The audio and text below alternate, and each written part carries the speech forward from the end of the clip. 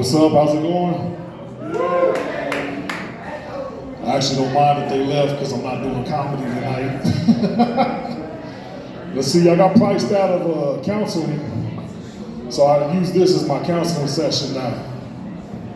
So anyways, a lot of this ain't gonna make sense. This is actually a continue of another story that I did, but it's mostly for my video blog or whatever. I think that's what it's called.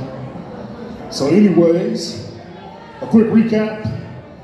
Last time, my little brother's dad had got arrested for an alleged murder he committed. And then my mom had saved our landlord, and then when he evicted us, you know, somebody tried to murder him. So anyways, this is where it's gonna start. I was just about to start first grade, and me, my mom, and my little brother, we ended up moving into our 1979 Buick LeSabre. So we were homeless on the east side of Lubbock, or you could say we were the first people with the mobile home, however you want to call it. But it was kind of crazy, man, you know, having to start first grade, being homeless.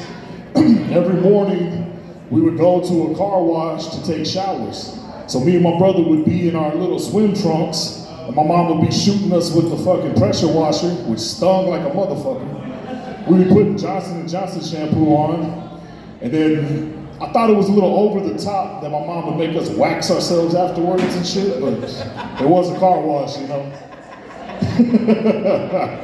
It also sucked because like halfway through the school year, there was this creepy ass dude that would always show up to watch us, you know. But anyways, we take a shower, and then my mom was always teaching us, you know, to be scared of the CPS monster. You know, you gotta look out for the CPS monster. So when you go to school, you don't let them know that you live in a car, because the CPS monster will come and take you and your brother away. That's what my mom would say. So she dropped me off in the morning when it's, you know, the sun's barely coming up.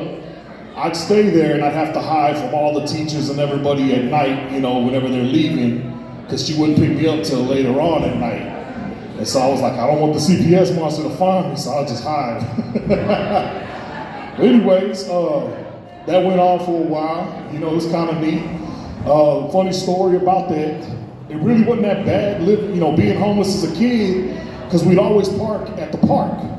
And, you know, so basically I lived at the park. You know, like, I can go play anytime I want, day or night. You know, I was like, I fucking love this shit, you know? The only part that sucked was not eating on the weekends. I was like, damn, I can't wait for school, I'm fucking hungry. But you know, aside from that, I do remember the first time that we stayed at the Salvation Army. First time we stayed at the Salvation Army, I walked in there thinking this was fucking Hilton. Like, we walk in and they had bunk beds, they had showers, they had little finger foods. It was called Pigs in the Blanket. It was the first time I ever seen that shit. I was like, this place is fancy and shit. I told my mom, I said, can we afford to stay here? Yeah, I was a kid, so. But anyways, it was kind of cool, man. You know, I mean, a lot of people act like it was sad. It really wasn't that sad. The only crazy shit is we were homeless in the hood. So of course the gunshots, all that shit, you gotta make sure they ain't shooting at your fucking car. But anyways, a little while into it, let's say probably about third grade, we actually got an apartment.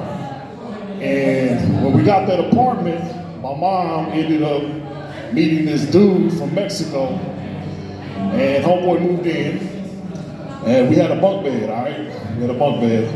Me and my brother were asleep, and Lubbock had this freak fucking earthquake. At like 3 in the morning, that shit was just rattling like crazy and shit.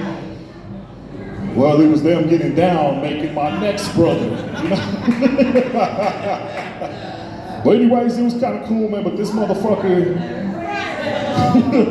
this motherfucker was crazy, man. This dude was an alcoholic, he beat on my mom and all kinds of shit, right?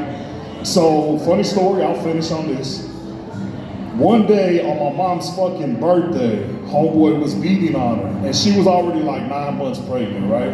So me and my little brother, we're the men, we got a defender. So we start jumping on him, and homeboy's throwing us across the room. Wow, right? Because we're little. So I had the brilliant idea, let me go grab a knife.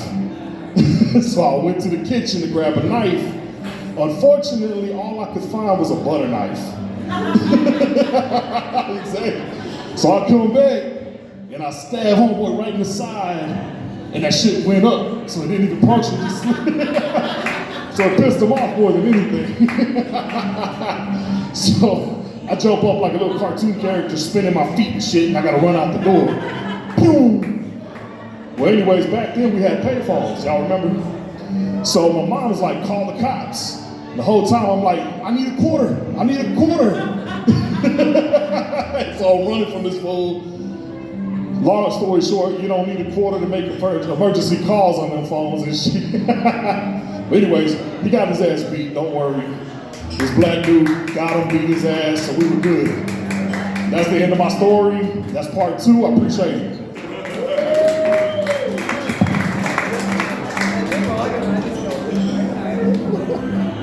Give it up for Iz, everybody. You're